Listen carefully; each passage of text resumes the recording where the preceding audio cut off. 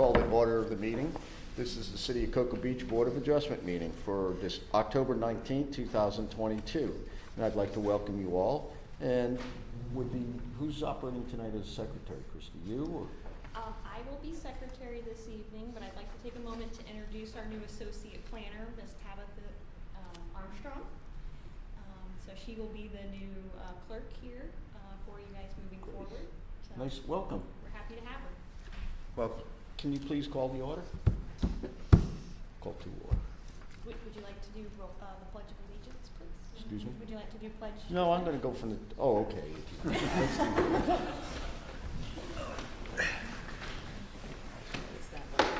do it. Pledge allegiance to the flag of the United States of America and to the republic for which it stands, one nation, under God, indivisible, with liberty and justice for all.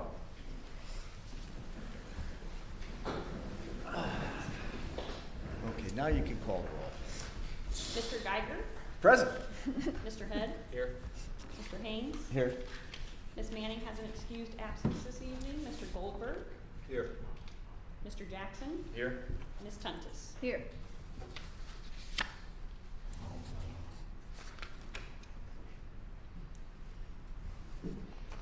Okay, can we look at the approvals of the minutes from last meeting, July 20th?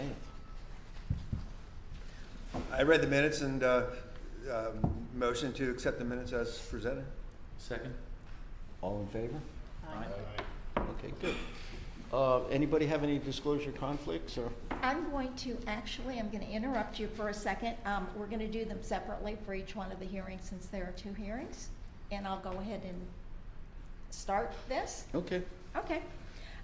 This is a public hearing for review of a request for a variance. It has to do with 8 Crystal River Drive.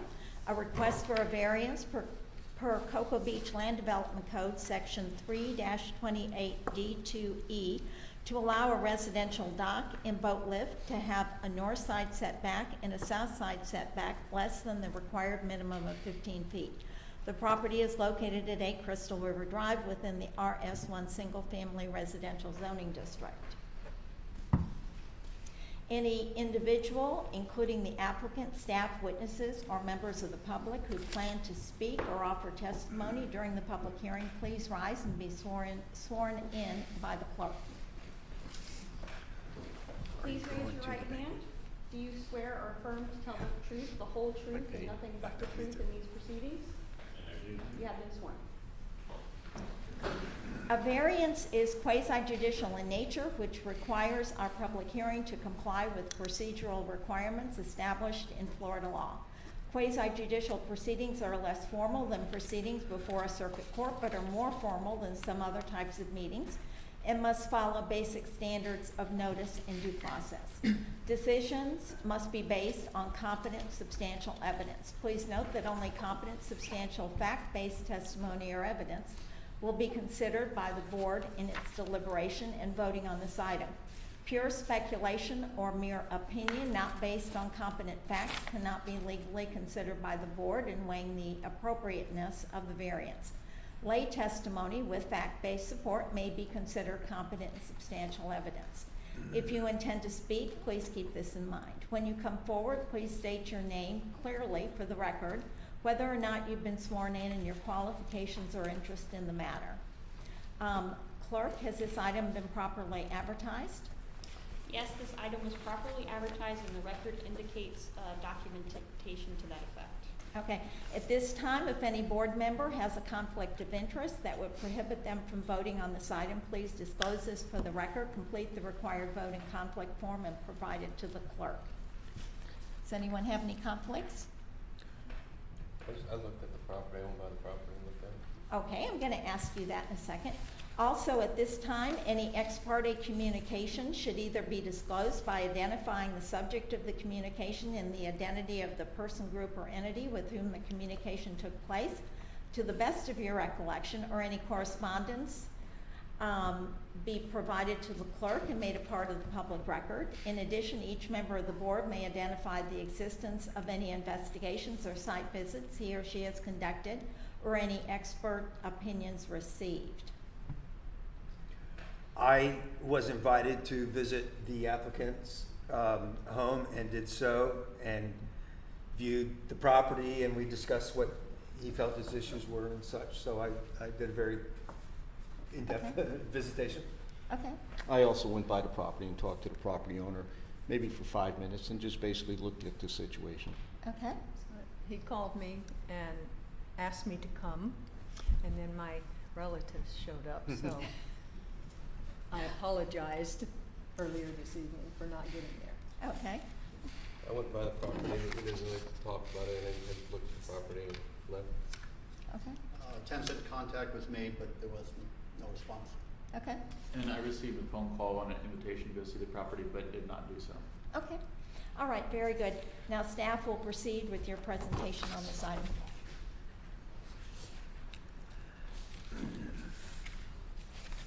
Thank you, Mr. Chairman, members of the Board of Adjustment. My name is Randy Stevenson. I'm Director of Development Services at the City of Cocoa Beach.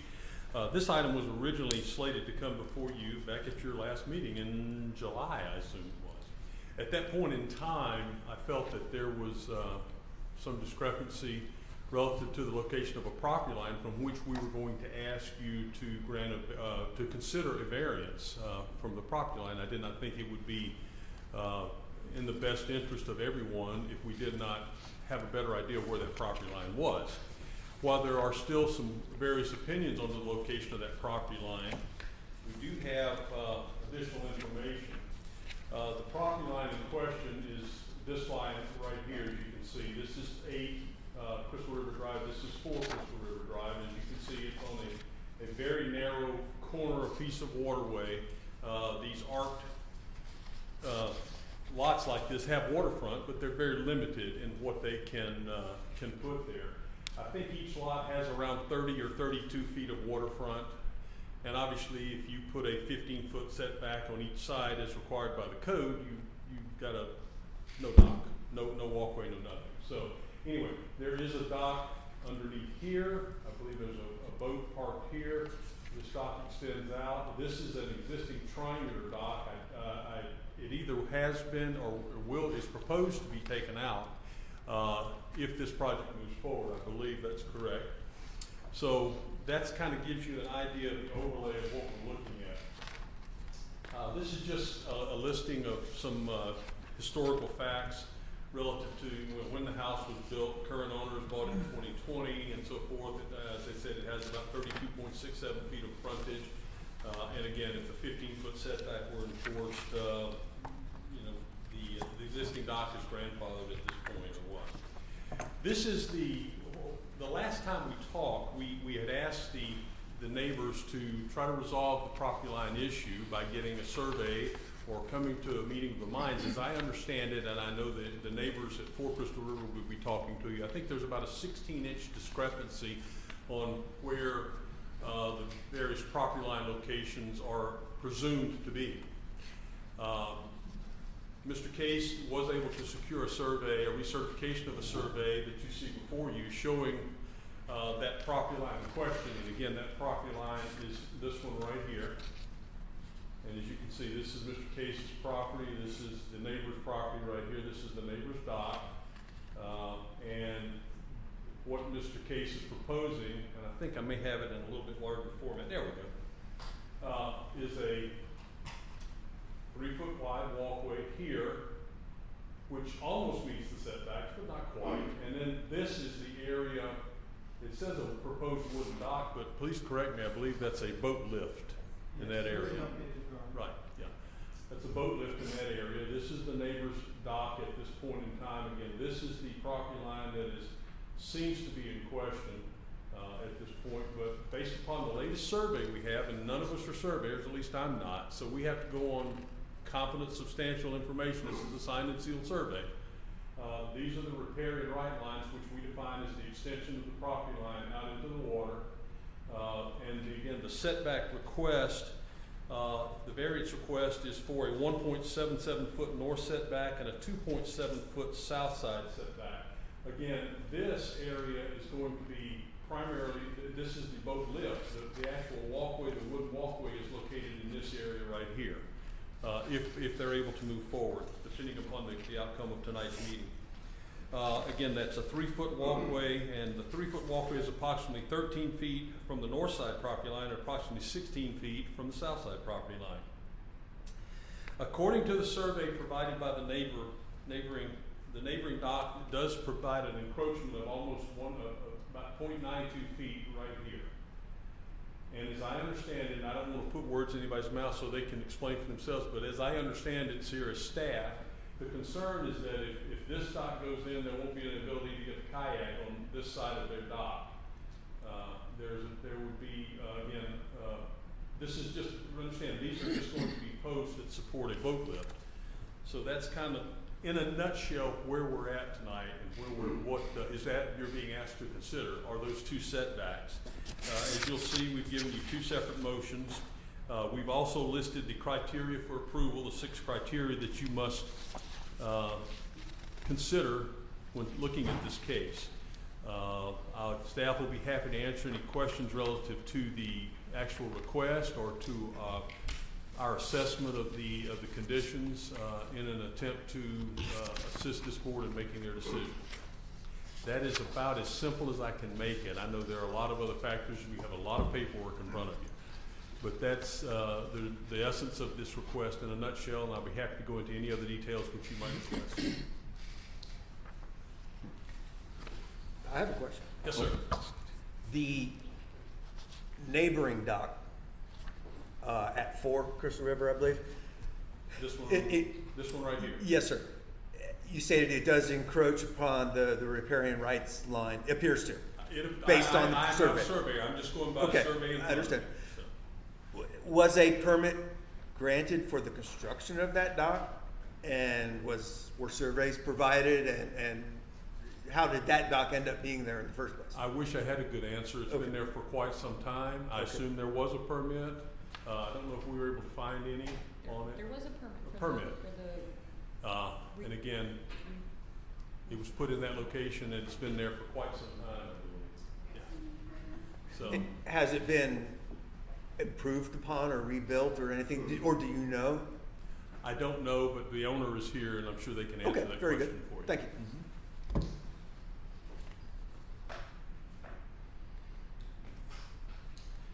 Let's see what else we have. Okay, this is another, again, gives you a little bit better idea of where the walkway is at and where the boat dock is proposed, and the riparian rights location here, and this encroachment.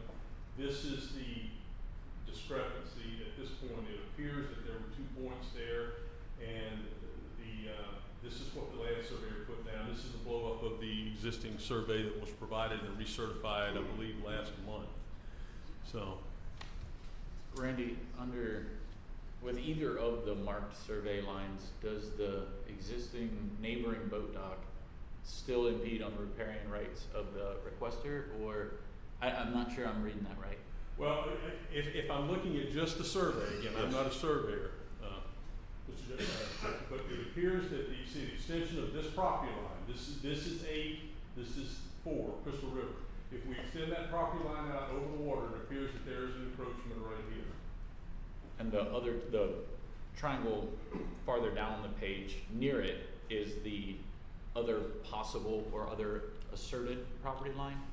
This one, right, I believe so. Again, Okay. I'm not, I don't want to go too far. I'm just Interpreting, gotcha. telling you what the surveyor gave us on the recertified survey signed and sealed. Gotcha.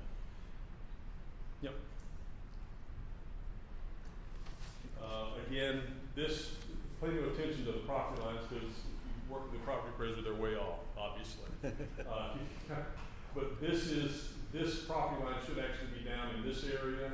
This is the existing triangular dock. I think a hurricane, if I'm correct, took this facility out where this boat is shown on this side of the triangle. It was removed. Okay. And this is the dock and the boat at 4 Crystal River right here. And as you can see, the way they, it was kind of like, 32.96 feet, 32.67 feet respectively for the 2 lots. Not a lot of waterfront, but waterfront.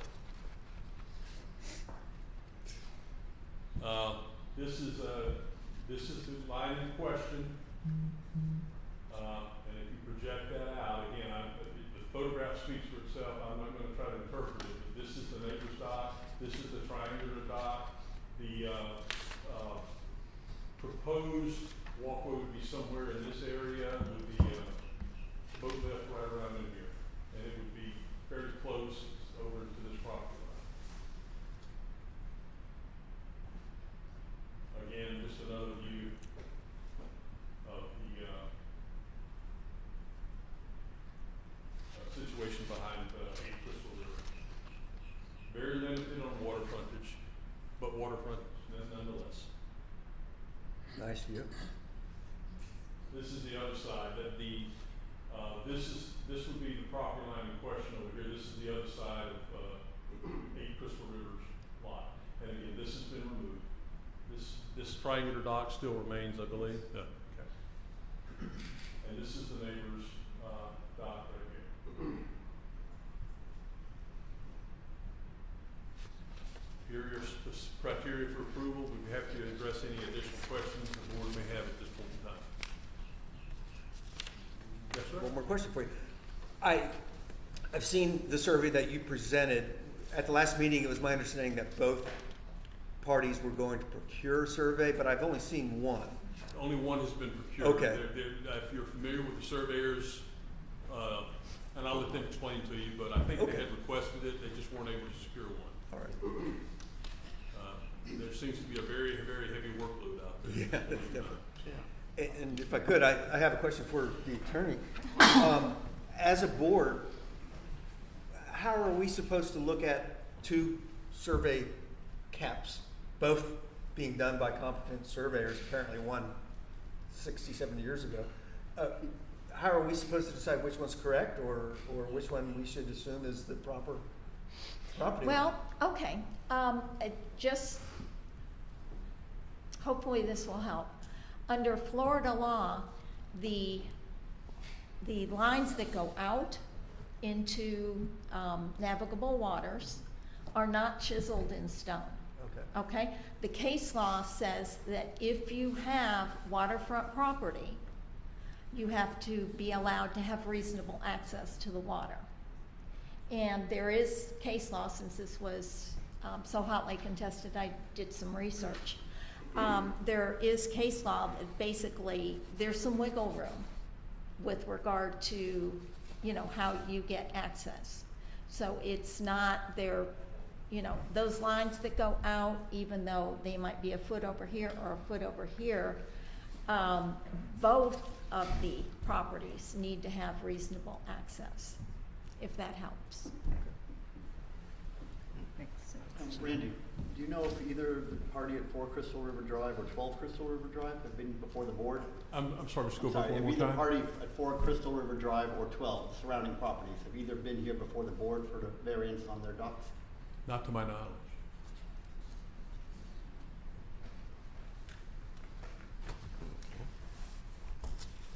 And if I understand right, if I might, just, again, not just stating facts, I believe the applicant is looking for the same type of water access that is enjoyed by his neighbors.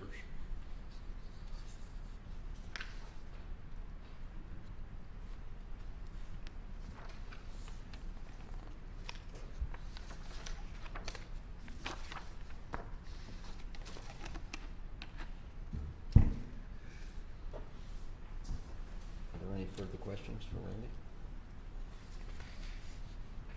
I guess you can sit down, and will the applicant please proceed with his or her presentation? Thank you, Randy.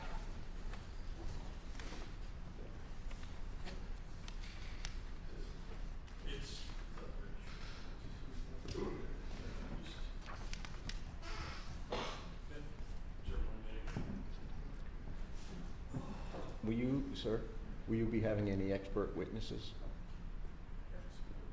Yeah, I mean, is your surveyor here or anything like that? Okay, just you, presenting it yourself. Okay, thank you. All right, good evening. My name is Justin Case, resident and owner at 8 Crystal River Drive since September 2018. I know that you saw in Randy's presentation that we've been owners since 2020, but we actually did a refinance at that time, so that's what's on the record. We've actually been residents since 2018. Since we moved into the residence in 2018, we've been happy to work with the city and do any repairs or any modifications to the property, through which we processed an application for any repairs that we did. We added a shed to the property, and we've done other things to the property where we went through the approval procedures and got final sign off on them. So in this variance, we're here to hopefully present our case and where we want to build a boat dock and have a boat lift for our property. As you can see on the survey, which we got an updated survey because it needed to be within 12 months for the variance process, the repair and right lines were not there, and there were 2 markers on the south property edge that were in question. We since had the surveyor come back out and the survey team, and they did the GPS coordinate on the neighbor's dock at 4 Crystal River, as well as did extended repair and rights lines. At that time, I asked him about the markers, because the secondary marker that's in question, that's 16 inches from the original marker, 5085, from 1960 or whenever it was put there, that's in everyone's survey, including the most recent survey from 2015 that's on record. From 4 Crystal River, it references 5085, and as well as my survey. Nothing references the secondary marker that's in the wall.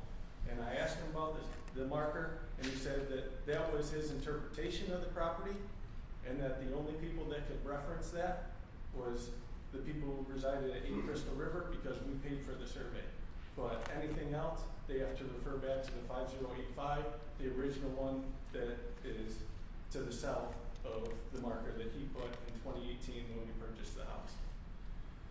So, I hope I'm not going too fast, slow me down or whatever. So, with the 2 properties, as you can see, they're very similar lots. 32.67 feet for our lot and 32.96 feet for the lot at 4 Crystal River Drive. To us, it seems there's a hardship in comparison to other lots within the community on the canals, in that we can't have the 15-foot setback from the north and from the south side. If we did, we'd have a 2-foot triangle. So the dock that you previously saw in the presentation by Randy was there when we purchased the house. We did not modify. We did not do anything to the dock. It was an existing dock.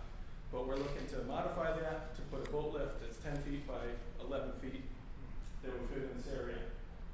Now you can see in this survey, which was done last month, the repair and rights lines show the 2 markers on the south property line, and then it also shows a dock for 4 Crystal River that comes into our property through the repair and rights line about 0.92 feet. In my own personal interest, moving into Cocoa Beach, not being from a waterfront area, in 2019, that dock was underwater. And I have photos I can pass around that stated the dock at 4 Crystal River was half underwater. And a dock company came out and replaced more than 50%. They replaced almost every piling and every board on that dock, which according to the ordinance, you have to apply for a variance if you do not follow ordinance 1452.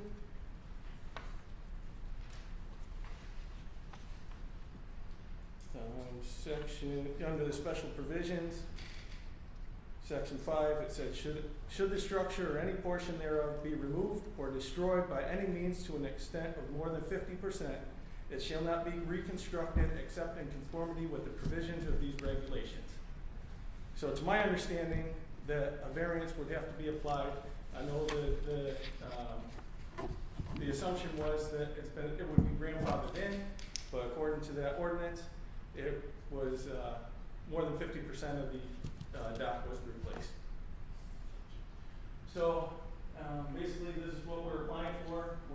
As you can see, I don't have a mark or anything, but there are 20-foot lines that are marked out that are within the repair and rights lines that would give you an image of how the pontoon boat would sit within the property that I'm proposing. And then to the right, to the north of that, we're proposing a 3-foot walkway, access walkway. And then in the triangle, we're going to close that off as a little dock standing area. But it would all be within that 1.3 feet. It's hard to tell from the picture, but right around there, from that north riparian right line.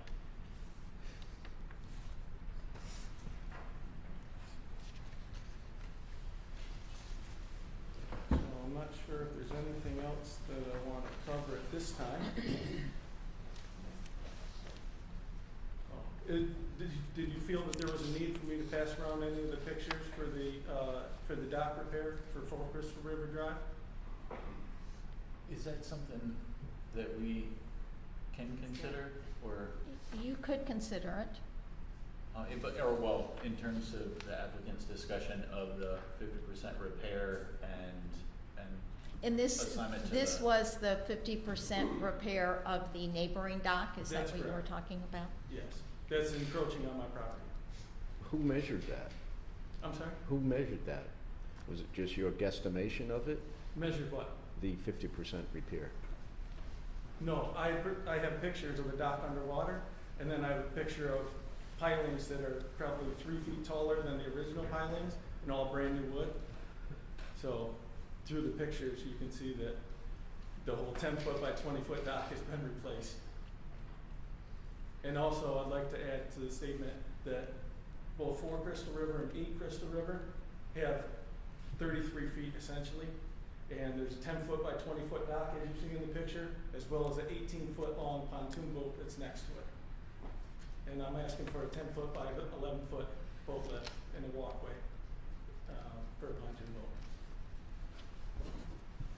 So is that relevant to this variance request, or is that something we can consider in terms of? I have not heard the objections to this. I'm gonna be objecting to it then. I represent the neighbor, and I'm gonna object to it. There's no expert that can testify as to 50% or not. This is just speculation at this time, and there hasn't been evidence presented by someone that Okay, can attest to this. You're, Well, If can you you want wait to- until it's your turn? I understand, but I just heard there hasn't been an objection. That's why. No, Okay. okay. Thank you. I haven't So heard. you said you haven't heard objections. I was like, I Okay. will object then now. Okay. I guess what I'm saying is I have not heard what the neighbor Has to say. specifically has to say about this, but if they say that they have an existing dock that is perfectly legal and all that, and if this would somehow impinge upon it, then yes, this probably would be relevant.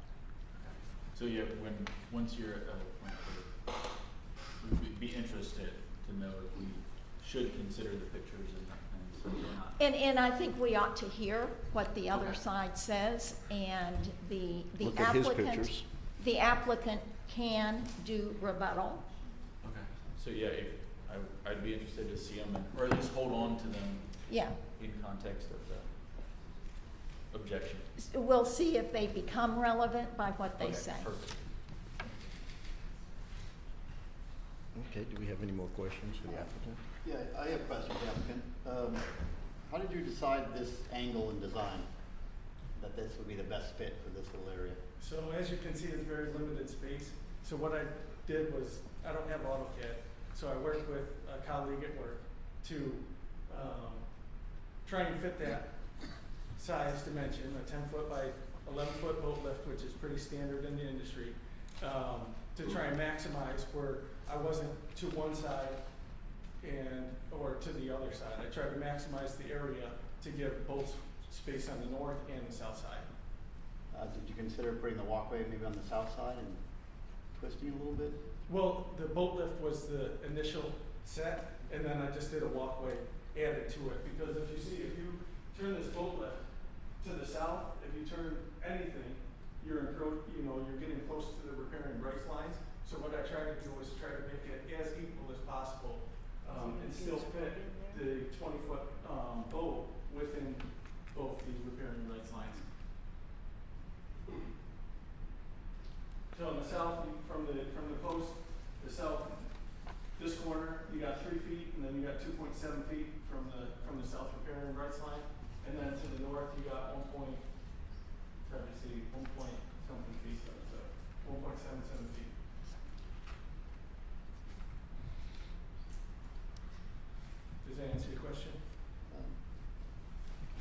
Yeah, you just saw no other angle there that would work, it wouldn't fit really any other way?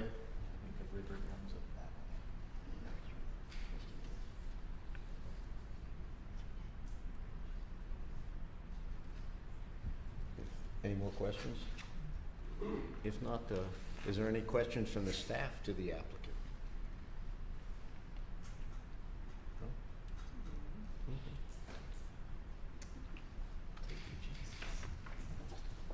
So at this time, is this where I can ask are there any members of the public who wish to speak on this? Yes. Okay. Any members who wish to speak?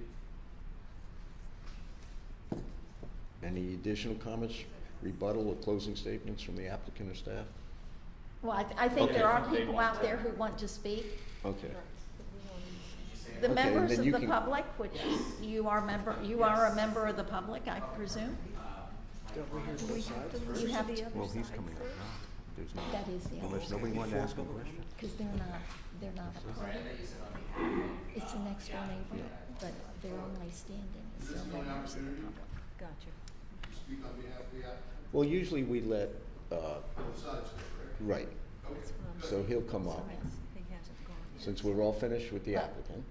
Just staff so doesn't- I can explain, there's one applicant, and then there are members of the public. And they may be the people who are next door, or they may be other people in the neighborhood, they may be other people for whatever reason who are here.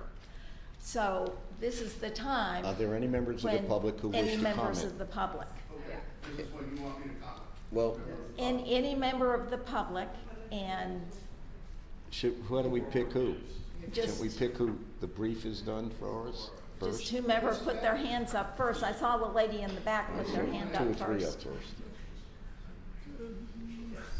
Becky, members of the public for or against at this point in time, Yeah. I believe, right? Yeah. we need Yes. to Okay, thank you. state what- So we're gonna ask who's in favor of it. I don't think this gentleman understands that. My name's George Laswell. My friends and loved ones call me Bob. My wife and I are 100% behind you granting this variance. We live on Crystal River Drive. This is a boating waterfront community. Anytime somebody wants to improve their waterfront, we're happy for them because it means they're gonna enjoy things better. And we're happy because it's going to increase their property values, which will in turn increase our property values, which gives our mayor more taxes that he so desperately wants. Now, there's been talk that, or 2 or 3 people said they're not a surveyor. Well, I'm not either, but I have done some surveying, and I've done some mechanical drawing, and I have an undergraduate degree in engineering, and it's so clear that 6.4 feet is not 15 feet from the property line. And it's, according to the staff, they don't have a variance. So that's a terrible situation.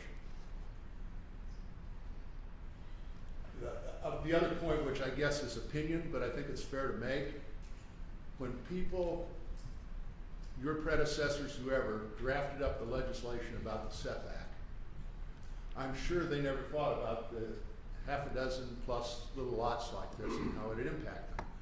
They would not have intentionally treated those people in a disparate manner. And one could possibly the attorney could, make the case that this is a taking if you're not allowed to build at least a small enough dock that you can enjoy your waterfront property that you pay the premium for. So I really think you guys need to grant this variance. It's fair, and it doesn't impede anybody, and I can say that from this standpoint of having been a licensed Coast Guard captain, it's not gonna hurt anybody. So for this point in time, that's all I gotta say. Sir, could you tell us your name and your address? Well, I did. Oh, I'm sorry, I didn't hear that in the My beginning. name is George Laswell, I live at 25. 25, okay, thank you. Is there anyone else in favor? Yes, ma'am. You gotta come up. We're allowed to do that. Hi, my name's Jacqueline Brown. I live at 13 Crystal River Drive. I am also in support of the variance. I moved to Cocoa Beach just about 2 years ago now, and the applicants at 8 Crystal River Drive have been very supportive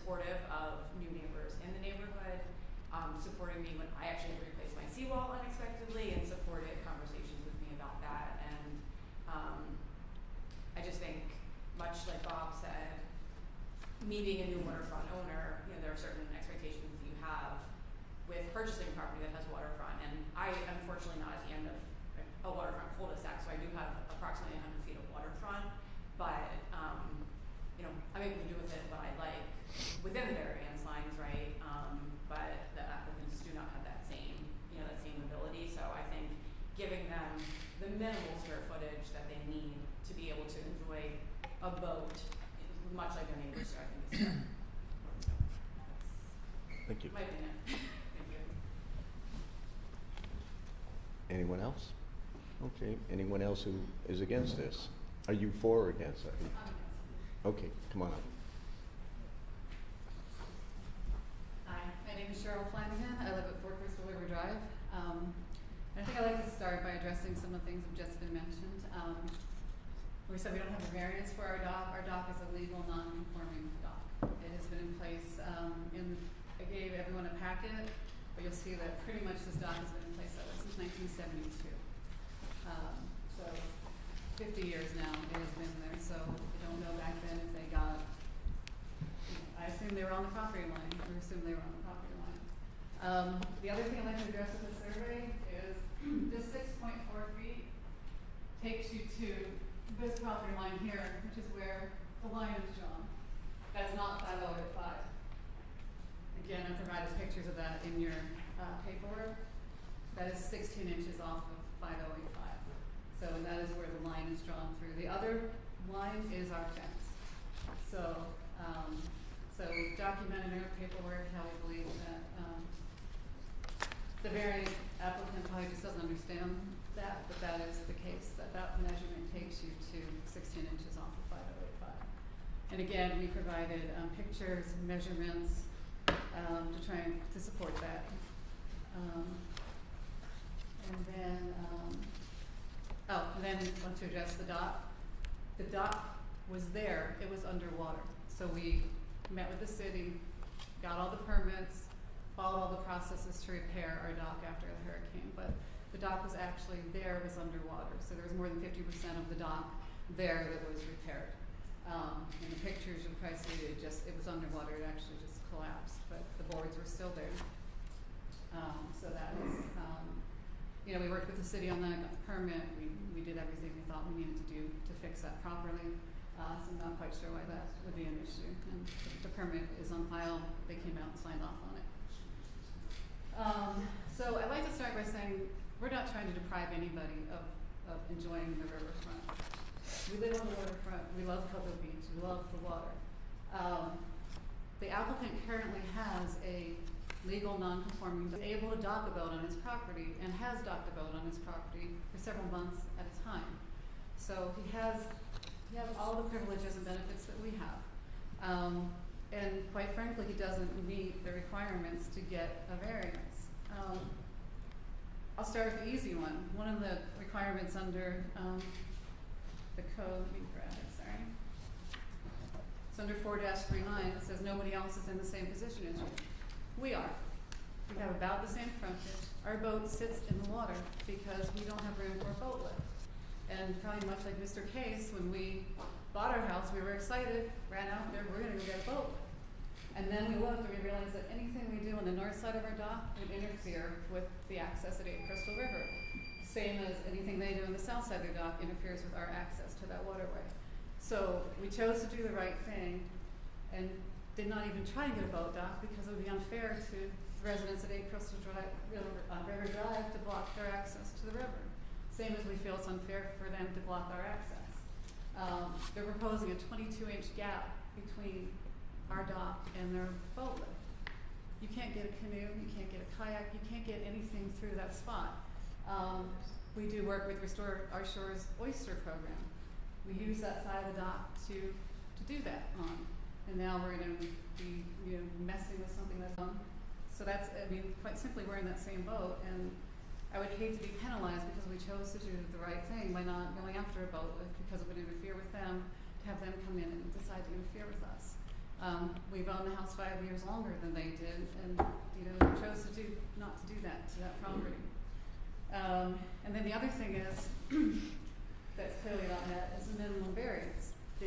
He has what a minimum variance would be. He has a boat dock. He has a boat dock that goes up 17 feet. He could dock an 18-foot pontoon boat in the water the same as we do. We have to take our boat out and scrape the barnacles off, quite frankly. It's an inconvenience, but it's not a hardship.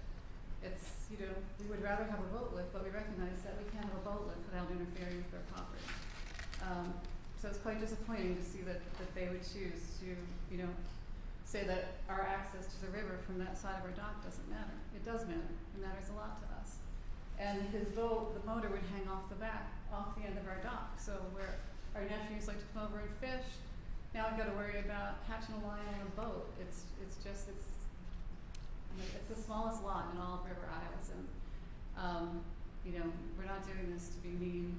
The last thing we want to do is not, you know, have an issue with the neighbors. It's the very last thing we want. And as a matter of fact, when this came up, I approached Mr. Case, said we'd like to compromise. Could he put something that made the setback a little bit further? We could still get our boats out. And he told me no, that he'd already bought the 20-foot boat, so that was the variance that he was going to submit. I don't think a variance should, I don't know why you go out and buy something before you see if you get your variance or not. Let's see what else I have. And then the other thing is, since he has a legal non-conforming dock, the code says that you can't replace a legal non-conforming dock with something more non-conforming. It's going to be replaced with something that then complies with the land development code. This clearly does not. It's just, honestly, it's just way too large for the size lot that they purchased. Just like our lot is too small for a boat lift, their lot is also too small for a boat lift. But it does not mean you can't enjoy the river. You can still dock your boat, you can still fish off your dock. You can do all the things that everyone else does. And we provided a lot of documentation. We took our boat out and took pictures of the other houses on Crystal River Drive, Danube River Canal, that show that a lot of people have a similar dock size to Mr. Case. He's not somebody that can't enjoy the river. He just wants a bigger boat. So, Becky, how do we work the time limit? She's had 2 people's time limit. I know. Are you pretty close to done? Yes, I didn't know you were timing. I didn't see Mr. Case 3 times, so. Normally it's 3 minutes, and you've done 2 3-minute sessions. Okay. But I'm sure her attorney now can come up and speak, right? Sure. Yeah. I mean, Okay. and part of mine was addressing the misconceptions that were already presented, so I'm not sure if that Can counts we ask against my questions? time or not, so. Yeah, I guess we can ask her questions now, right? Absolutely. Okay. With- I have a question. I'm trying to understand what your core objection is. Is it because you can't get a canoe or a kayak between the 2 docks? It's because we can't use the north side of our dock, yes. So, and where we park our boat, so if we were to park our boat perfectly, we don't park it on the end of the dock because we don't want to ruin their view. That's probably where it fits best within our lot, being so small. So we park it on the other side because our neighbor to the other side has like about a 75-foot frontage.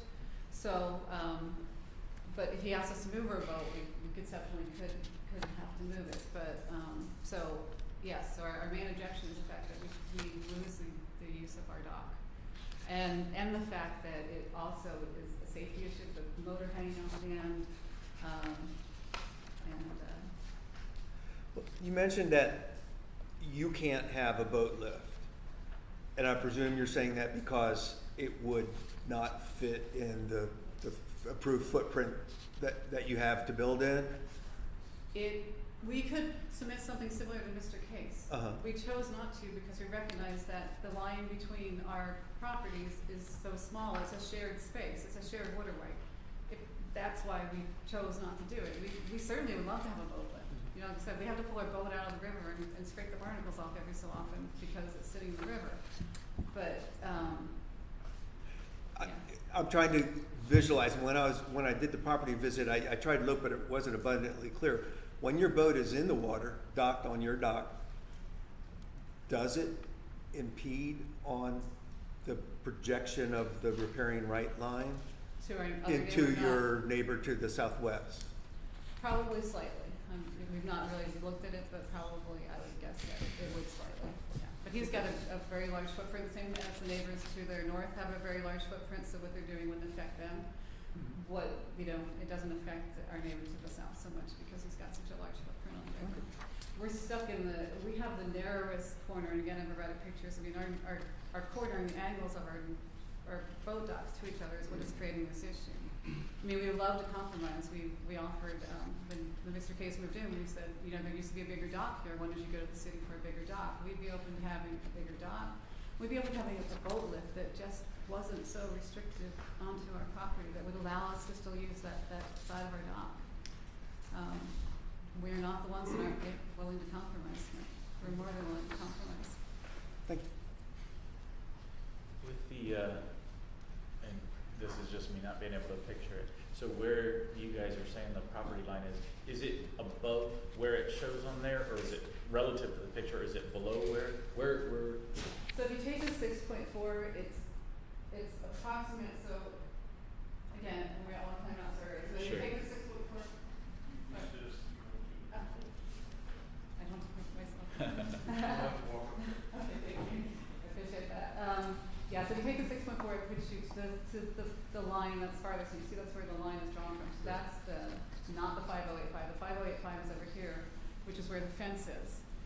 This is the 16 inches that we believe the property line is. So it appears to be drawn off of where we think the property line is. Okay.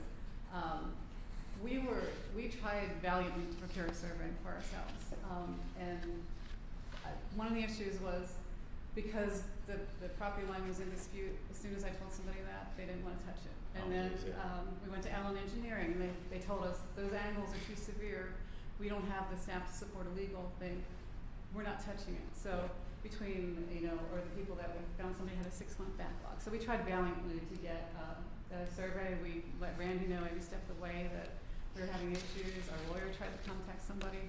So our not having a new survey is not for lack of trying. We tried, and I can send you the documentation of all of it. But just for, you're comfortable with where that line is? That one matches where you think the line is? We're comfortable with that line is. I don't know that we're comfortable with the riparian rights line. So if you stand on the edge of our dock and look at where that line is, it seems like it would have to take a sharp left turn to cross our dock. So I don't know that we're comfortable with the riparian rights line. Okay. We're comfortable with the land line. The land line, The the line origin the of seawall it. we're comfortable with. We're not Okay. comfortable with the way the riparian rights line was saying. But we're not a surveyor. We'd love to Right, be able to get a okay. second Me opinion. either. So that's what we tried to do. Gotcha. And we'd be willing to do that again, so. Any other questions? Would your attorney like to come up?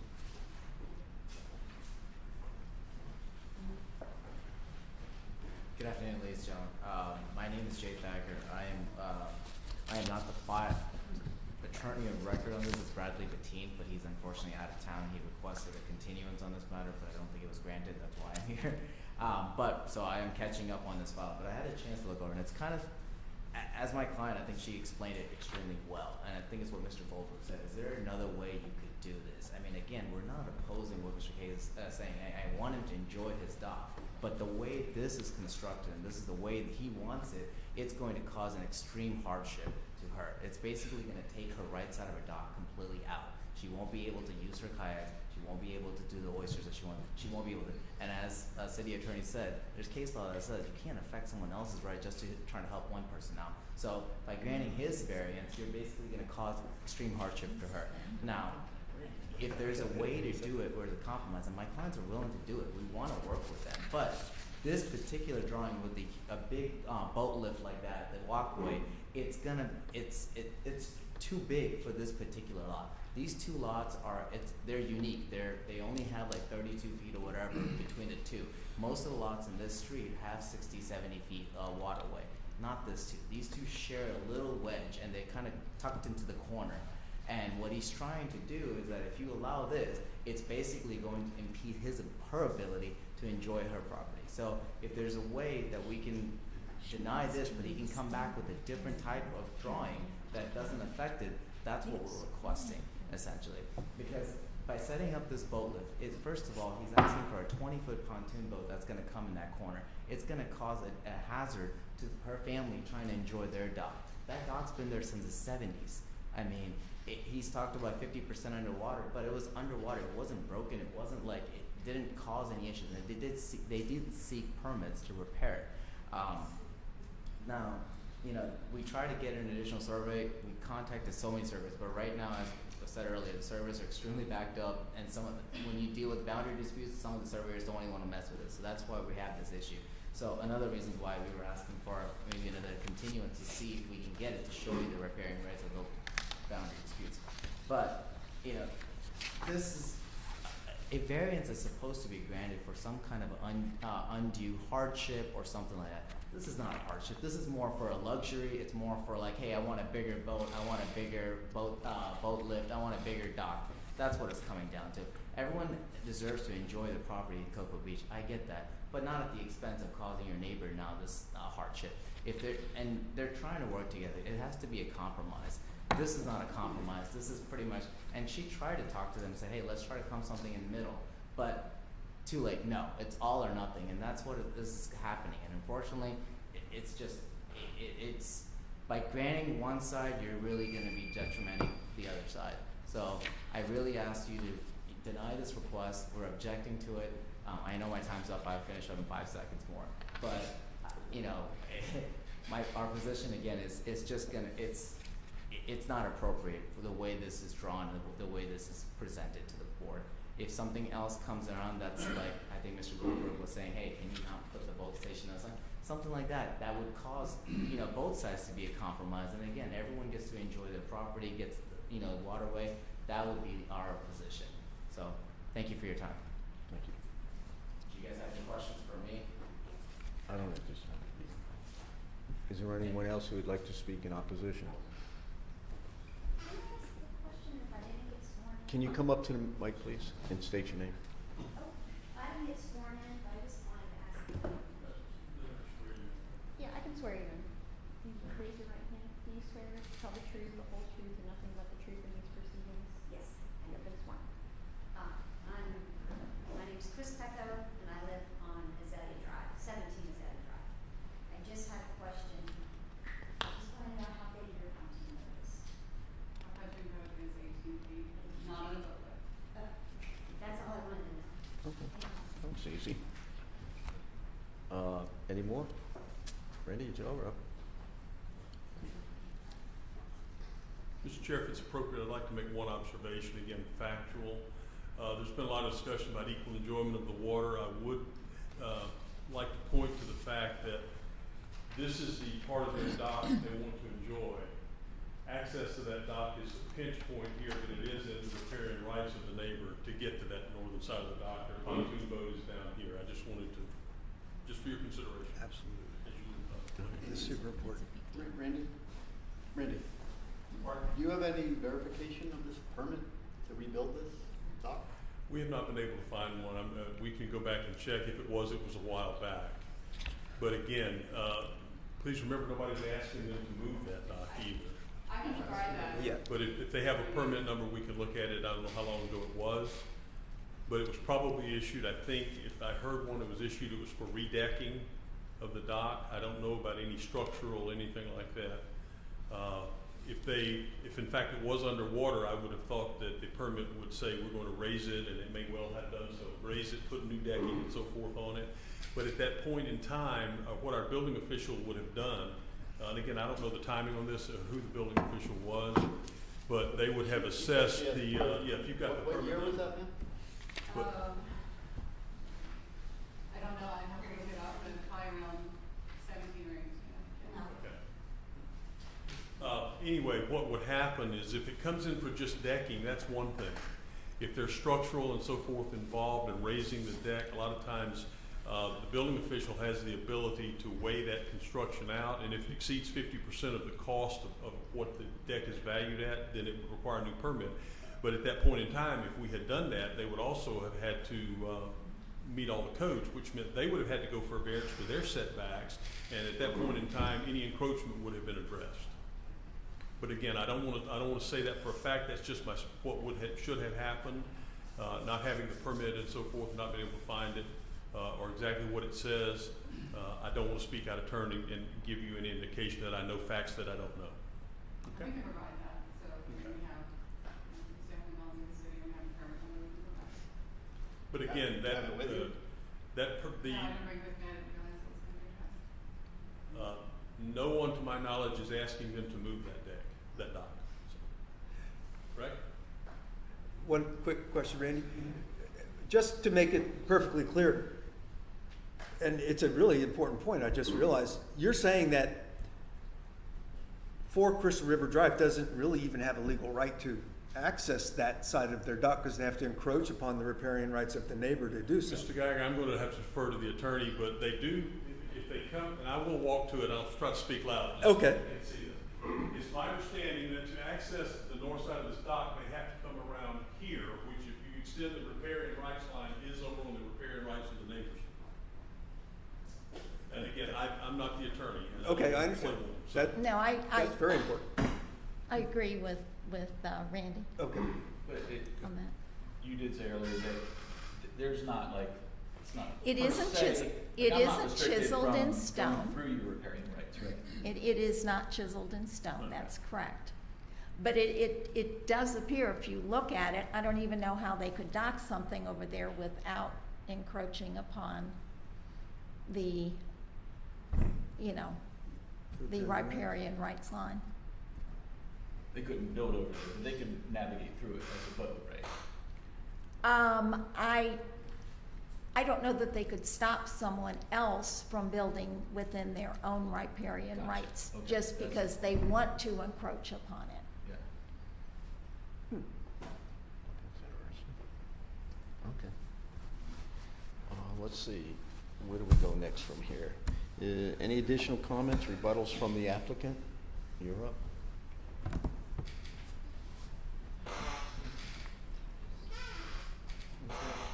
So I'm not sure if the board's decided on whether you wanna see the dated pictures of when the repairs were done, but you can obviously see that the existing dock, or whenever it was done in 1970, was replaced with new pilings throughout the whole dock and new boards. So it was basically 100% repair or replacement, and the pilings were raised about 2 or 3 feet without measuring.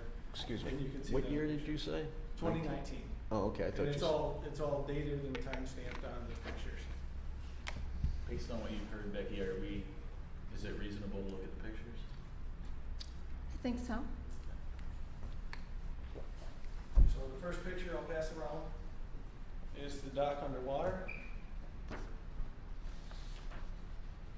And then the second picture is of the new dock. Oh, sorry. And I have one more picture of the Custom Docks company with the time and date. And at the time, I was not planning on doing a variance and all this. I took the pictures more out of my personal interest in the waterfront and how they rebuild docks. Can I say something? Okay.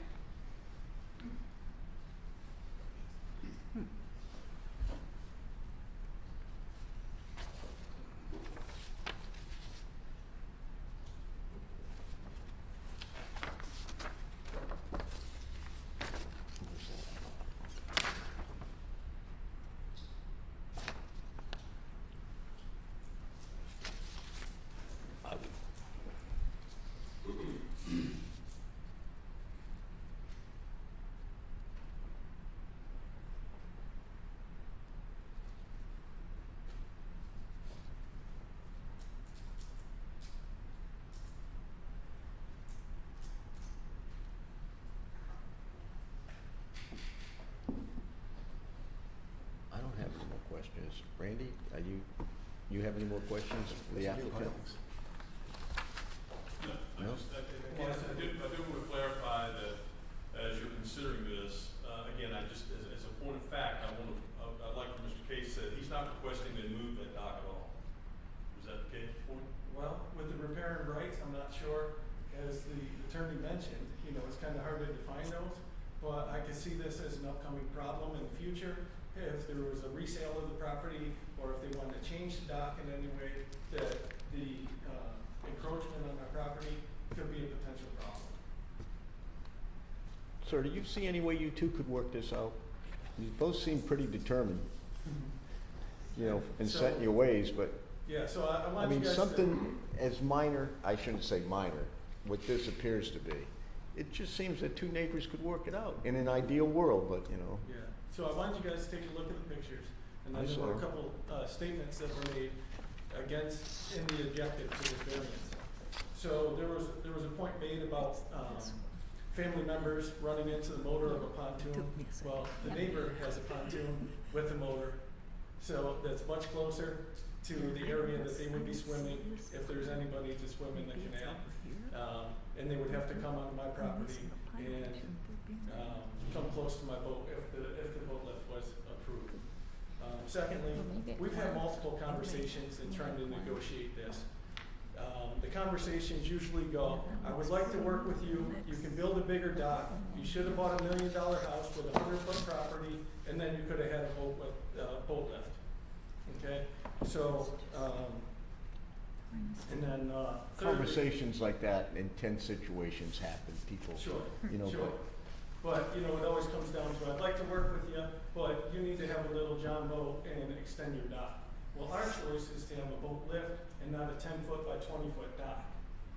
And thirdly, if they want access, riparian rights access to the north side of their dock, there I'm showing 2.7 feet.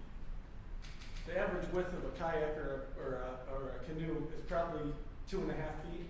So that will give them plenty of access. But if they were to allow 2 feet or 2.5 feet or 3 feet off of their dock, then they would have 5.5, 6 feet for access. I don't see where that would give them access to the north side of their dock.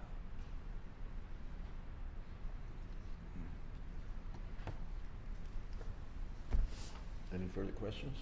Anyone? Well, at this time, since no one has questions, And by the way, these documents need to be put in the record. and I'm gonna let you come up, make one more statement. Come on up.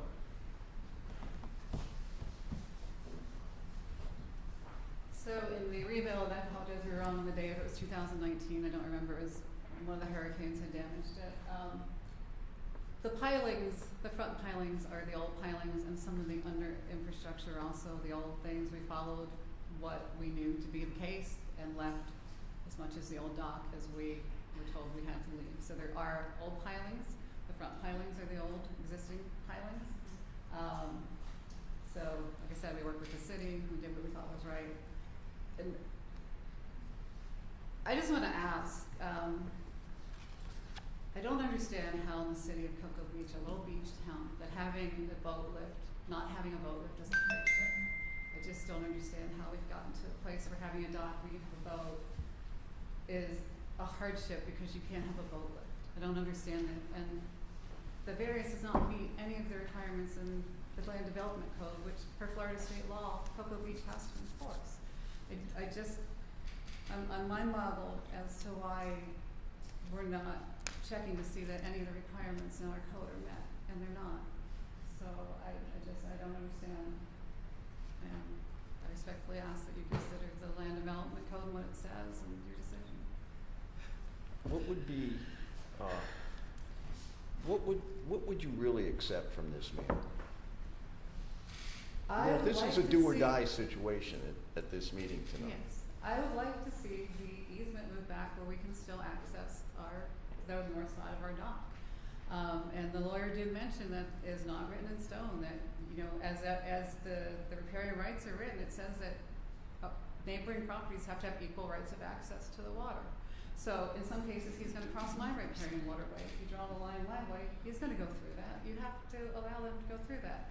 So I'm asking is a larger setback that would allow us to still use our dock, as we've done for 7 years and enjoyed it. I mean, I don't know We're if I just can ask asking. this question, but if you were to just come back, 3 feet at that triangle there of your dock and just cut it off Yeah. Problem solved. at his expense, would that work for you? I ain't trying to be a peacemaker Not here. even at his expense. It's Huh? an Why endorsement, would they're it be entitled, they're at his required to expense? take it out. Well, they would only be first of all, required you to said take out a couple of. we would like a second opinion on the survey because we don't agree that the riparian right You goes had through your our dock. chance. I didn't hear you, I'm sorry. I said, I don't agree that the riparian right line goes through our dock. We'd like a second opinion on that, because if you stand at the dock and look at the angle, you have to take a pretty sharp turn to hit that dock. And I have to believe in 1972, when they built the dock, that they stayed on their own But property I mean, lines. I'm not talking a whole lot of distance here. I mean, I have questions about your, looking at the pictures I just looked, and I see all new decking, I see stringers are new, I see poles that are new. I'm a general contractor. I would think that's a little bit substantial. All I can tell you is that we worked with the city, we followed the rules as we do them. And we worked with, I'm sure you guys are aware of Custom Docks, I believe is who we used, and they do. You didn't get a letter from him stating it would be under 50, you didn't know at the time when anybody was gonna bring it up. Well, we did know that half of the dock had to be there for it to be repaired. We understood that, and it was just underwater. So, but, we worked with the city, we talked to the city, we Everything talked to underwater was Custom Docks, and we Excuse me? followed the rules Everything as we do underwater them. was replaced. Yeah. So. I mean, man, if you just came back 2 feet that way, 2 feet that way, but cut the triangle, everybody's happy. It's This not. boat lift still doesn't meet the requirements. I'm not trying to in the force you, and code. that's not gonna influence how I'm Yes. gonna vote. I'm just saying, I I mean, just the like bottom line neighbors is what he's to asking get for, along. Doug, it's not a hardship. What he's asking for is not a hardship. It's that he wants a bigger boat. But you That's what it guys, comes down to. you guys. With all due respect, though, your objection is that you have a hardship that you can't get your canoe in there. And to So me, we have a that hardship seems, that we can't use the north side of our dock. That's what we're saying, is that we can't but use it the north appears side of our dock. that you might not even have the legal right to access, to be honest with you. I think the riparian rights for the lawyer says not set in stone.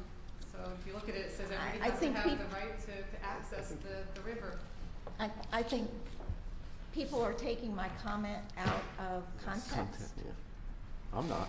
Okay, I mean, it just appears that you do have access, you have it from the north side, or the south side. Only at the Not when her the boat's benefit there. of our neighbor, not having an issue with it. Because if you draw those They're riparian breaking lines the law, out, but the neighbor doesn't care. So, Okay. but This is to me, a boat lift is a slam dunk. luxury, not a hardship. Does anybody have any, thank you, ma'am. Does anybody have any more rebuttal questions, comments, attorneys, anybody? I want to make sure everybody said they had their fair shot at it. Okay, at this time, I will close the, I'll close public comments, and it'll be up to the chair and up to us to do some discussions on it. Well, I won't be shy. The attorney in the very beginning of the meeting said that you must supply competent evidence, and both parties had 3 months to get a survey. I know it can be difficult, but I mean, 1,000 houses have closed in Brevard County in the last 3 months. And they all got surveys, so we are asked to look at hearsay from one party versus substantial competent evidence from another party. In a quasi-judicial setting, I think, in my opinion, that one overrides the other. My other point is that I just don't see that the inability to bring a canoe through the riparian rights of the neighbor is a legitimate objection. And that's the only objection I've heard. So this to me is a no-brainer. I say I'm going to be voting for yes for the variance. Well, that being said, regardless of where the line is, it's a 2 feet difference between these two docks, for proposed docks. That seems a little tight and a little crowded. You guys are real good at seeing visuals and designs. I don't think that's the best design, putting that boat lift there. Recall, though, that it's only a piling. It's not a dock. So most of that's just water. It's just the piling.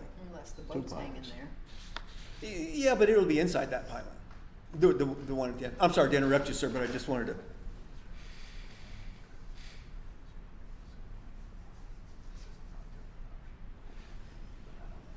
Well, you guys are usually pretty good at redesigning something from your expertise. You don't have any suggestions for that, changing the angle or anything there? Like I said, I He sort has of a just right made to one build with what he cutting off wants. that little bit and should have plenty of room.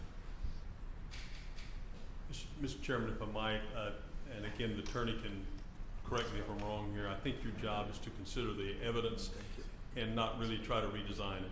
Right. at this Very, point. very much. That You is sound true. like a building official. We go off that direction a little too often. We do this sometimes, occasionally.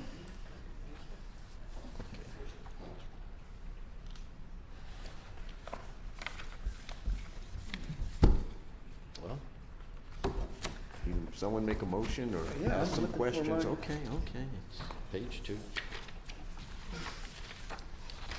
Since there doesn't seem to be any other discussion, I'm gonna go ahead and make a motion if that's okay with you, Mr. Chairman. Absolutely. I would like to make the motion to approve, make sure I get the right numbers here. Bottom of 2. Yeah, to Before make, you- Before you make your motion, Yes. which alternate is voting today? Mr. Jackson is the alternate this evening. all right, in case number PZ-22-14-V1, I move to adopt the findings in the staff report and the testimony given and approve a variance to LDC section 3-28.d to permit a residential dock and boat lift at 8 Crystal River Drive to have a north side setback minimum of 1.77 feet instead of the required minimum 15 feet with the following conditions 1 through 5, and having looked at the requirements for the variance, I think all 6 criteria have been substantially supported by the applicant. I'll second. Okay, we have a motion, we have a second. Is there any further discussion? Christie or Tabitha, one of you, call the question, please. Mr. Geiger, Yes. Mr. Head, Yes. Mr. Goldberg, No. Mr. Haynes, Yes. Mr. Jackson. Yes. Okay, the variance, number 1 variance is granted by, by a 4-to-1, which is something you have to get a variance. You have to have 4, which is a majority, supermajority almost. Okay, let's keep going, Bill. Okay. Mr. Chair, I'd like to make one correction on the sample motion for variance to number 2, requiring an updated property survey. That is an error, because he has provided the updated property survey, so I just want to note that. But no one else is providing. Okay, thank you. Well, I would like to make the motion to approve variance number 2 in case number PZ-22-14-V2. I move to adopt the findings of the staff report and the testimony given and approve a variance to LDC section 3-28.d to permit a residential dock and boat lift at 8 Crystal River Drive to have a south side setback minimum of 2.7 feet instead of the required 15 feet with the conditions 1, 3, 4, 5, and 6 in the sample motion. Second. I'll second. Okay, good. Thank you. Okay, any more discussion? Everybody feel satisfied with it? All the conditions, everything? Okay, I guess we can call the question again. Hold a second. Mr. Head, Yeah. Mr. Goldberg, No. Mr. Haynes, Mr. Haynes, Yes, I'm sorry, hearing aids on that too. Mr. Yes. Jackson, Mr. Geiger. Yes. Okay.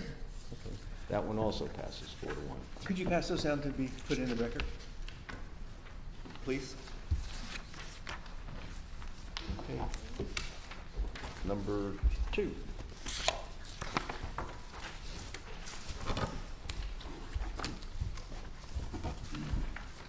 You ready to present?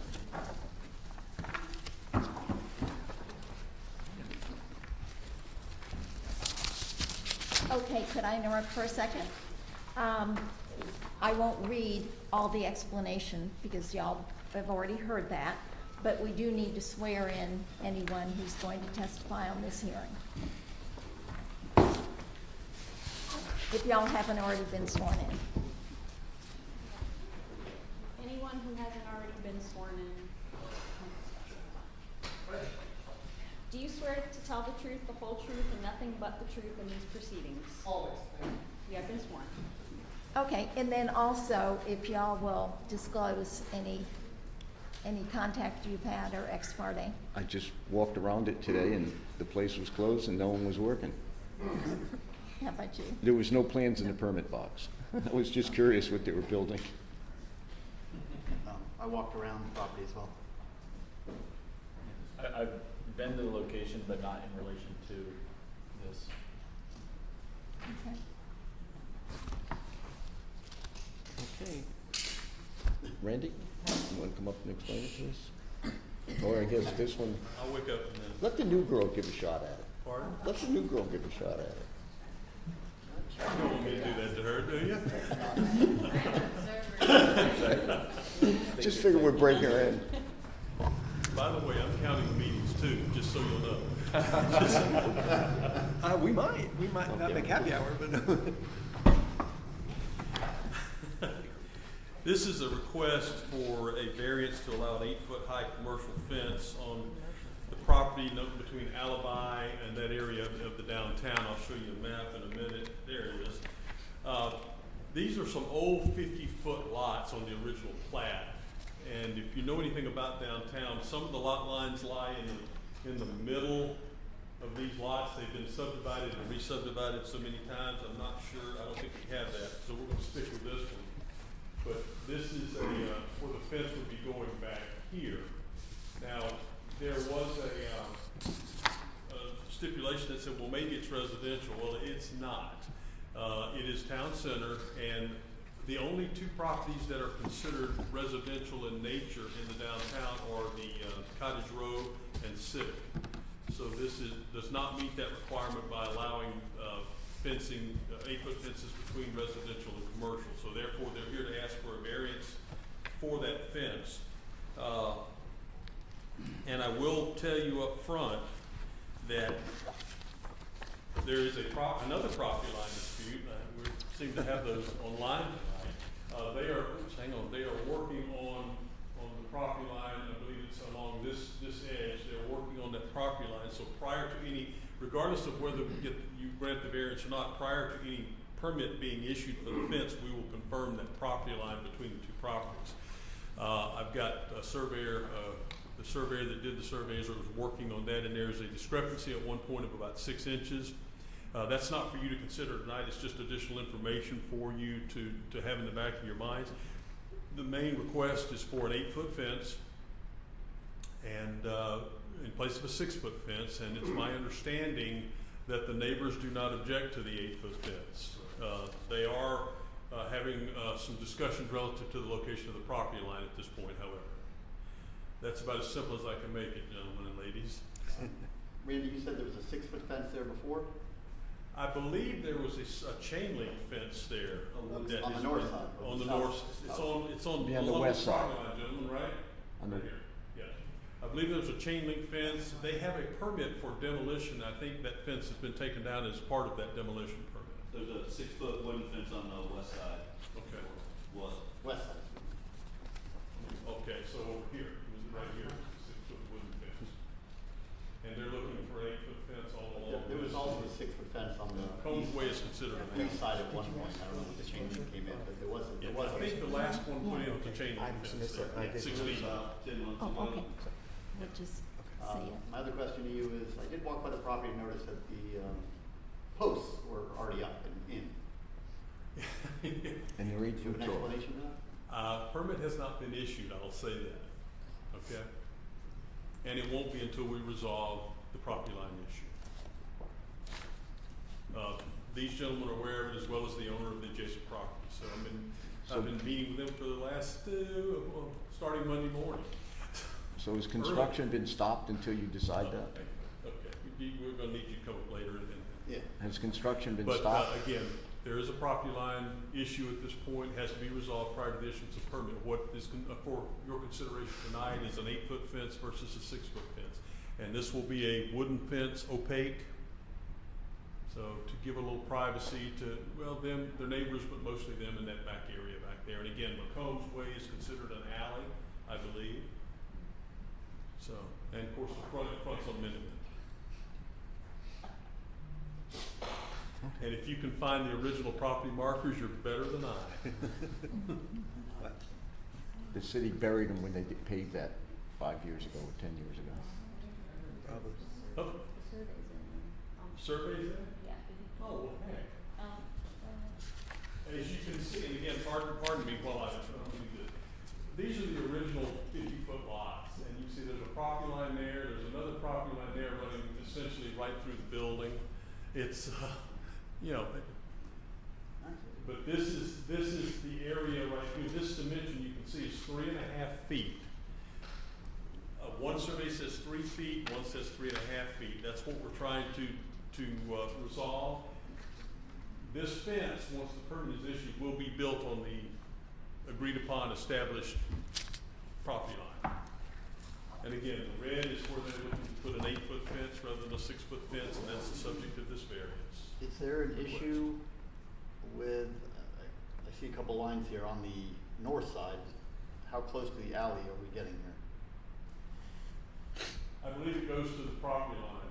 Well, which one's the property line? I want the applicant to explain these drawings to you, because I don't want to mislead you, these lines.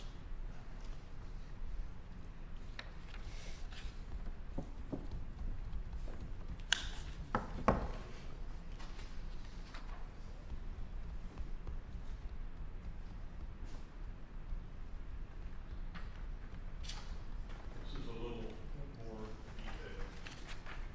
This is their concept drawing for that back area there.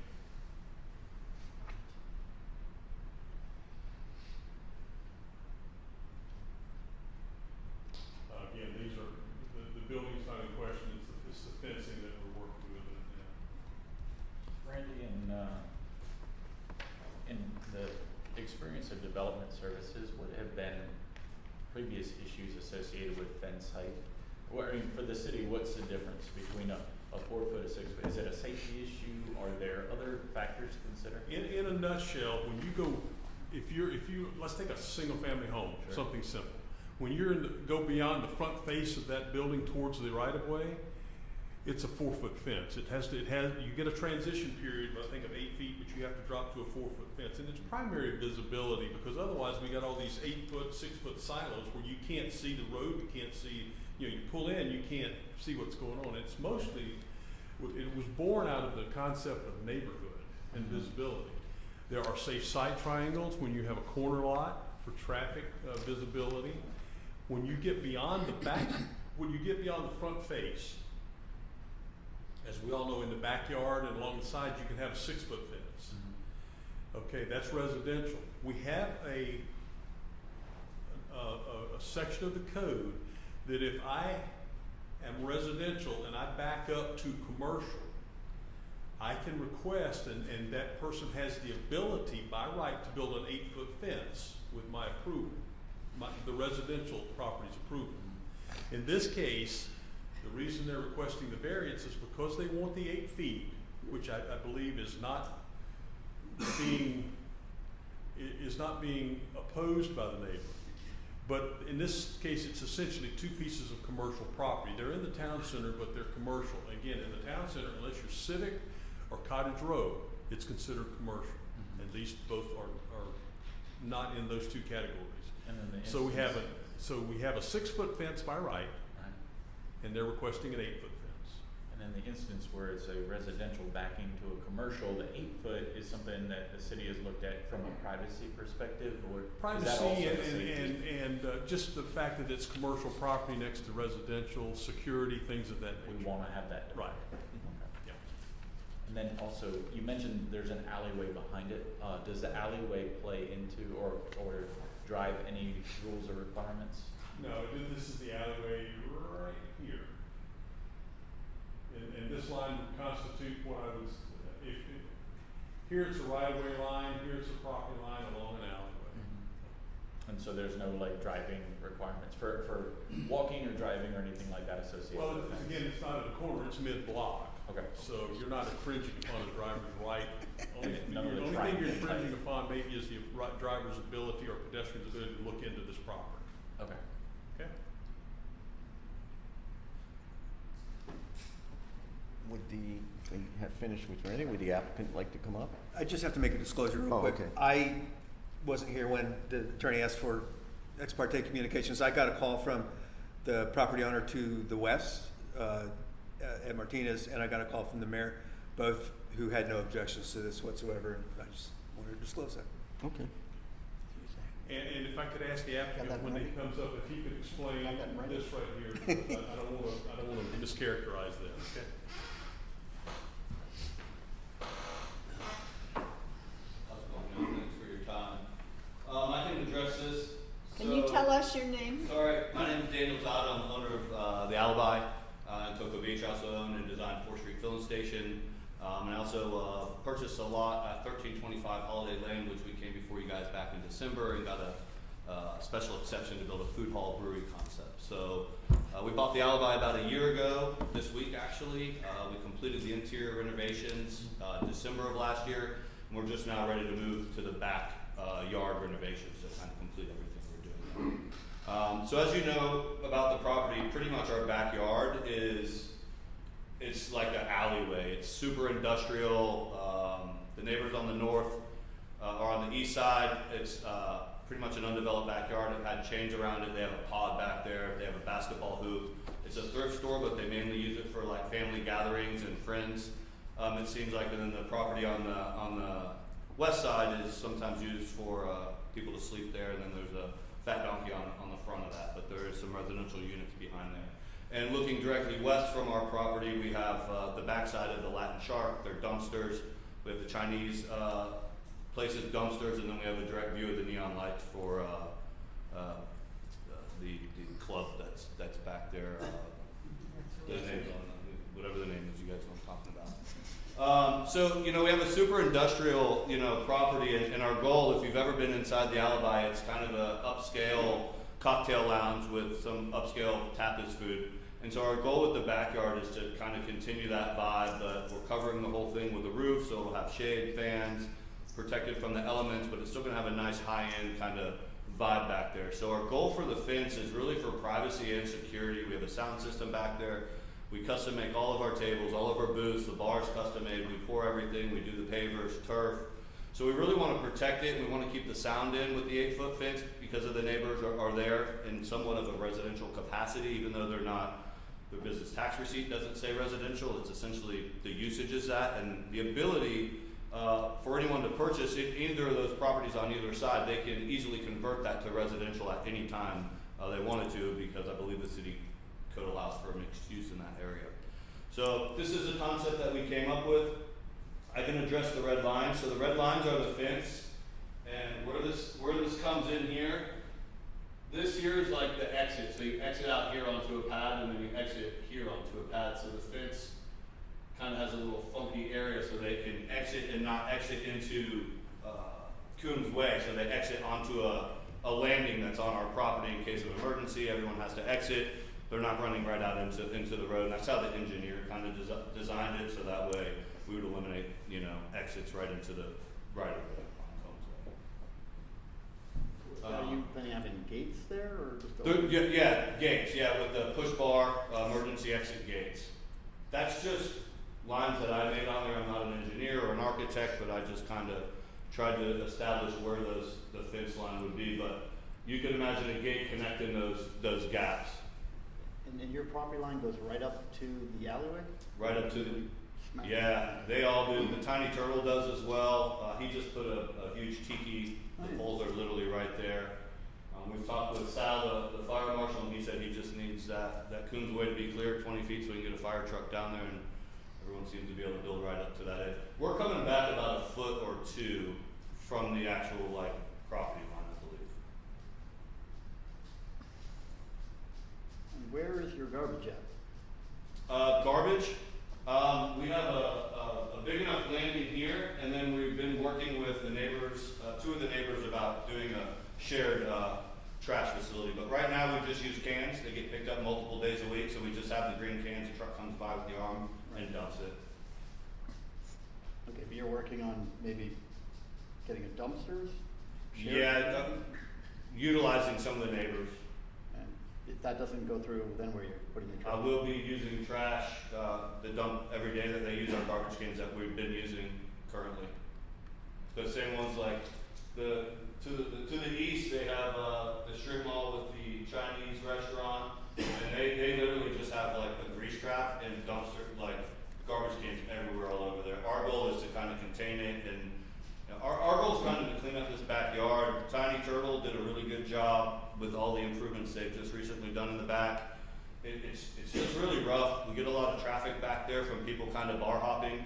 That's another reason the 8-foot fence is nice, and we've got thousands of dollars in security systems, POS systems, inventory back there, tables, booths, you name it. I mean, it's probably about a $300,000 build out just for the backyard, so we want to protect our interest and keep it nice and prevent people from walking by, just getting on their tippy toes, being able to look in at 2 in the morning when they're, you know, going from Hunker down to Jonathan's or wherever the traffic kind of flows.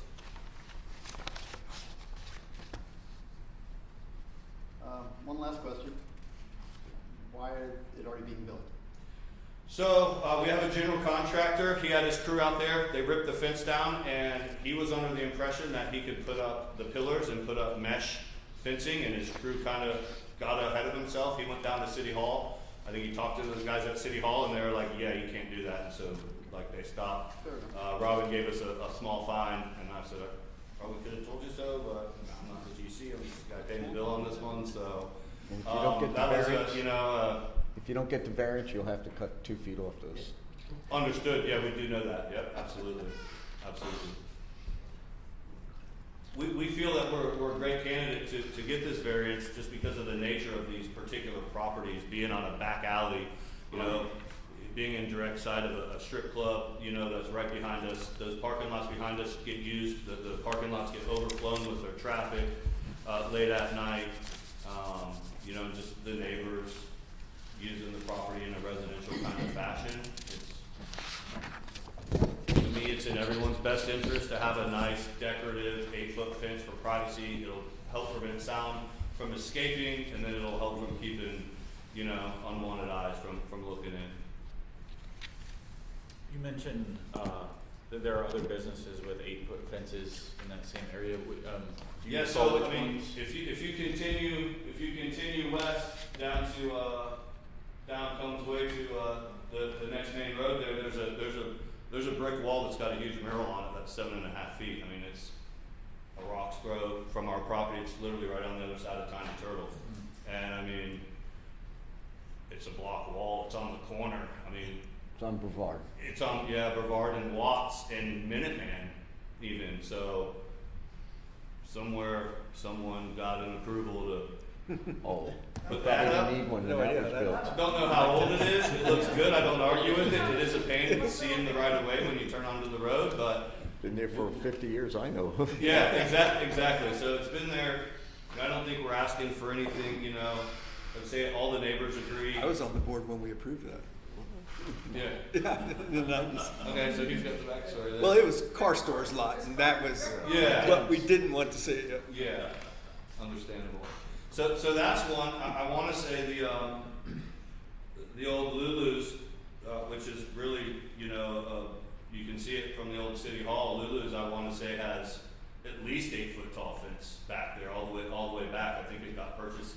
It's going to reopen under something else, but that was probably within the past year and a half that they were, and I don't know if they, I don't believe they got a variance. I don't know the story on that. I'm not trying to throw anyone on the bus, but they've got tall fence back there as well. And there's no residential behind them. There's the parking garage is adjacent to them. So those are 2 that are, you know. If there's no more questions. I have a question for Randy. Okay, go ahead. Maybe work, get out of there. I'd just like to talk to you. So in terms of the zoning here, Daniel mentioned that the next door neighbor could become residential. So this is mixed use, or how does that work? In the town center, remember when we get into the concept of form-based code and the concept of mixed use, there can be residential uses. Yeah. Just like, you know, the old pre-World War II, it was very common. You know, you got the drugstore on the bottom, the family lives up top. It's a mixed-use building. Same concept in the town center. But the property, the zoning that we have to go by is considered commercial, because that's the most intense use that's allowable. Okay. Just because it allows residential doesn't mean you consider the zoning residential in this particular area in the downtown. In this case, if a residential went in beside, would it be the resident who would apply for the 8-foot, or could apply for the 8-foot fence because they're next to a commercial, or could the commercial apply for it? Again, my understanding and my interpretation would be that either one would have to have a variance, because they're not, neither one of them are totally one thing. They're not totally residential, they're not totally commercial. And again, my code tells me that I have to consider the property commercial unless it's a cottage row or civic use. And that 8-foot fence is only when it is zoned residential adjacent Next to a commercial, like a single-family home that, you know, we have some situations where we have commercial property. 4th Street is On, like that. yeah, Okay. com- We have commercial residential property right behind us. on A1A. Yeah. And rightly so, but it goes all the way back to a residential neighborhood. That's single-family residential neighborhood. That's a classic case for this type of fencing. Okay. How big is the fence on 4th Street? Pardon? How tall is the fence on 4th Street? I think we're about 7.5. But it's a little bit, yeah, because they back right up to a residential neighborhood, yeah.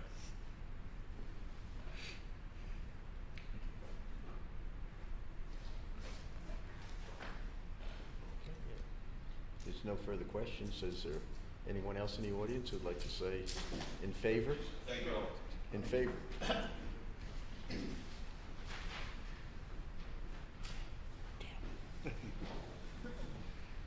Good evening. Eric Erbinger, Country Club. I used to serve on this board a long time ago. Mr. Jackson hit it on the head. Is it residential on the west side? There's a piece of evidence I'll give to the city attorney who declared it residential for a city commission. Remember that one? Back in July, I believe the city attorney said that was the residence of a Mr. Martinez. Is that correct? We don't ask questions from the podium. Okay. You guys can ask the question. So we have that one right there that obviously the city attorney thinks the property to the west can act as a residence. And from what I understand, it is Airbnb, so it functions as a residence. Sounds like the applicant's doing someone a favor. But beyond that, let's look at the criteria as we go through this and help the applicant out. Of course, you got 0 lot lines. That's one circumstance. You're looking for noise abatement from A1A, another circumstance. You have a service alley, so you're trying to protect that. You have city-sponsored events that are brought on. That's a circumstance that maybe the applicant's trying to protect against in terms of maintaining atmosphere, privacy, trying to use the functional space that's behind the property. It also appears that the applicant's trying to put in a next level business. We've had an issue over the past 20 years with declining businesses like this, nightlife businesses in Cocoa Beach. We've lost the Surf, we lost Yen Yen's. These are all gathering places that were in downtown. And I believe it's the vision of the city to get more places that are gathering places for the nightlife, for the after hours. And the other problem is you have another late night establishment, like he said, an eye shot from his backyard or back area. So a privacy fence for trying to establish a, let's say, a more quality business makes perfect sense for all of downtown. It fits the model that the city's going for. When you look at criteria number 2, you look at the noise control, privacy, and atmosphere. Okay, the ability to maintain these things. Criteria number 3, the inherent location. Okay, we know this has always been an issue with these properties. They're tough to deal with. They're tough to do something with. So you have external factors that are both private and governmental. Because like I said, the government does allow certain, let's say, activities that use that back alley as people and pedestrians are walking through there, which would help preserve what this applicant's trying to do. He's trying to make things better. Number 4, it's obvious that an 8-foot fence is allowed in the city. It's in the code. Okay? It's just restricted as to what's the reason to use it. So when you talk about, is it a minimum? Well, 8 foot's allowed. So you're not really infringing on that intent. And number 6, it is in harmony because I feel, and I think the applicant comes up, it fits the big picture, the vision. You're looking for quality establishments in downtown. And the one thing you gotta remember about the code is a generic code. Usually placed on the city probably back in the 70s. So part of this job is to take that generic code, massage it, make it work. Make it work for the city you want. Thanks. Thank you. Anyone else in favor? Anyone else opposed? Hearing none. Go ahead. It's closed, let's talk about it. I love it. I think it's beautiful. I know. They've proven they do nice quality work by their other projects, so I don't think we have any reason to have issues with it being anything other than nice. Yeah, that's good. I was all for it until that man spoke. He's not our attorney, we met online. We met online. Is he an attorney? Perfect. No, I think it's a great idea. It really is. Okay. Well, then you get to make a motion if you'd like. Sure. Thank you. Does anybody else want to talk? I'm struggling with, I personally like the idea. I think they do great work. I'm struggling with special condition for violating the land development code. So I'm open to thoughts on that. So to go from 6 foot to 8 foot for a variance would require a special condition. I'm interested in y'all's thoughts on what special condition would justify Protection this. of, protection of their, Zero lot line, nothing else back there maybe? I think the protection of the residents to the west, I think, the parking, the alleyway, protection of customers going out into the alley. It has a little bit of everything. If you drive down that alley, it's, as you said, pretty industrial, a lot of garbage cans, a lot of junk. And I think, not that they're gonna have that type of thing in their backyard, but they are faced with having to deal with that. And I think that might be a special exception, a special condition, fronting on an alley that is negatively impacted. Can I speak? We found a gentleman last week in our backyard. It's relevant to the point, I think, so. Pardon the interruption. I know. I hope We there's found a something. gentleman in our backyard. We're assuming he came from a neighbor's, but he had a full canister gas mask on, and he was in our backyard about 7 or 8 o'clock at night trying to utilize our mop sink, like up by our building. We've got female staff in there. We build things. You guys have been to our facilities. We build everything ourselves. We try to. I don't know the last time I wore a canister gas mask. My imagination could lead me to believe like things you'd be doing to need to use a gas mask. You know, so to me, the special exception is security and safety of our team being in that kind of industrial kind of vibe atmosphere back there. I think, you know, that's what I would say would meet a special exception would be safety and security. How late is that back area going to be open? Or at least planned? Our noise ordinance in the city is 11 o'clock at night, so we'll tone it down at 11 and keep a super low volume. But even inside, I think we close at like 1 o'clock right now, and that's like it. We're not a 2 o'clock bar rushing people out. We have a little bit of a more professional demographic, and they got to wake up in the morning, go to the gym, go to work, and things like that. So we don't get like the service industry late night. So 12, 1 o'clock, and we're happy. We like that, so we bypass some of the 2 a.m. stuff. Yeah. So thank you. Yeah, thank you. My only other question, I guess, is the requirement of that the north lot line. I mean, can we hold them to that with a condition, or is that required by the city? Will not issue a permit? Because you don't want a gate. So Well, we can tell you we won't issue a permit. If you want to add a condition that the lot line has to be firmly established before the permit's issued, I think you can put that condition on there, but we're working on that right now. I spoke with the surveyor today. He confirmed where the lot line was. So on our survey, there's a corner of the building right up here. It juts out and goes over. And technically, our property line goes onto their property about a foot. And as well as Ed's property is on our building about a foot. Who knows what was going on when they did this?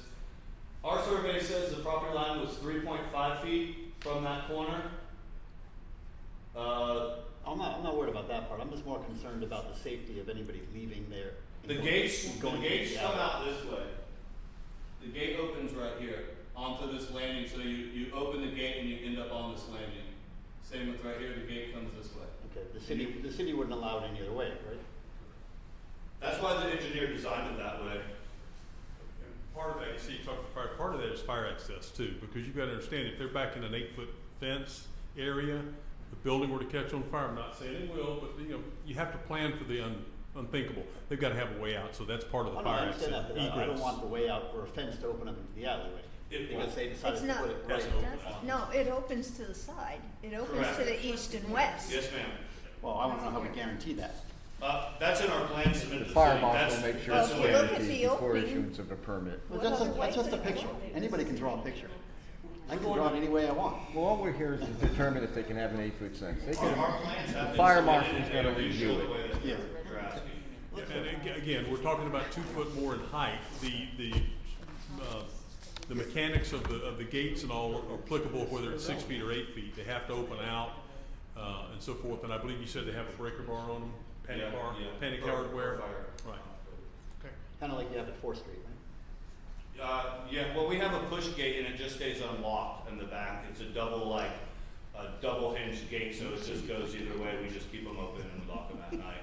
But this, we need to be able to lock firm and securely, because of the location. So we want to put the push bar with a more, we master lock Okay, it. so it's just an emergency exit, so it's not an entrance or exit. We will probably use as an entrance every now and then because people are going to want to come enjoy just the backyard. We envision a lot of people on golf carts, bikes, stuff like that. Because inside's a little more intimate, so more like later in the afternoon, cocktail hour, evening. The backyard's going to be brunchy, open atmosphere, fun. But the reason there are 2 is per fire code. We need to have 2 means of egress out of the back. So he said we could put them both together and have a 6 foot, or we could split them up. That's the option that seemed to work best for us. I closed our public speaking, so it's up to us to return the discussion. Becky, can you comment on the note that you received as to whether the next door is considered a residence? Oh, sure. Okay, this is a legal opinion having to do with a former commissioner. And it is where he lived, So which it's is been next used as a door. residence. So there are residences there, but Randy's correct. It's Right, not it's not technically zoned a residential. residence, but you're allowed to live there. It's not a residential It's a, zone. it's Completely not, irrelevant yeah, to it's this. It's not. irrelevant to the Completely irrelevant. resident next to, zone residence next to zone commercial Right. 8-foot fence. It's line. irrelevant. But Yes, but because these are mixed uses, you can have residences upstairs, but it doesn't have anything to do with the 6 With versus code. the 8-foot Right. fence. Okay.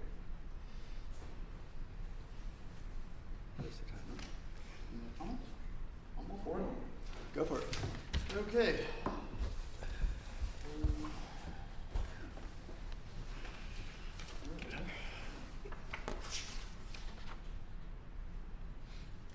Motion to approve variance in case number PZ 2226. I move to adopt the findings from the staff report and the testimony given and approve a variance to Cocoa Beach Land Development Code, section 3-32M1, to allow a commercial fence to have a maximum height of 8 feet instead of the required maximum of 6 feet, with the following conditions 1, 2, and 3.